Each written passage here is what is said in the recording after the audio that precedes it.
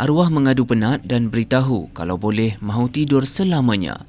Itu kata Puteri Aisyah Humaira Abdullah 18 tahun berhubung rakan baik Siti Nur Zulaika Muhammad Syukur 18 tahun yang maut dalam kemalangan di Lebuh Utara Selatan berhampiran Sungai Muda menghala ke Bertam, Pulau Pinang.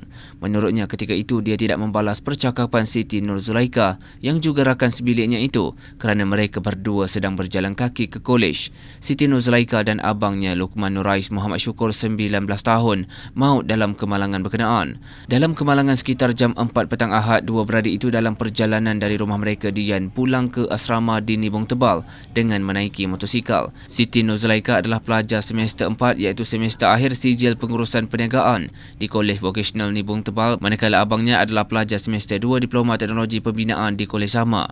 Menurut Puteri Aisyah, kebiasaannya Siti Zulaika akan tiba di asrama kolej dahulu, tetapi hari kejadian arwah lambat sehingga menyebabkan dia tidak sedap hati. Katanya dia sempat menghantar WhatsApp pada Siti Nur Zulaika pada jam 3 petang, tetapi sehingga jam 5 petang arwah tidak membalasnya, sehinggalah dia menerima berita yang arwah terbabit dalam kemalangan.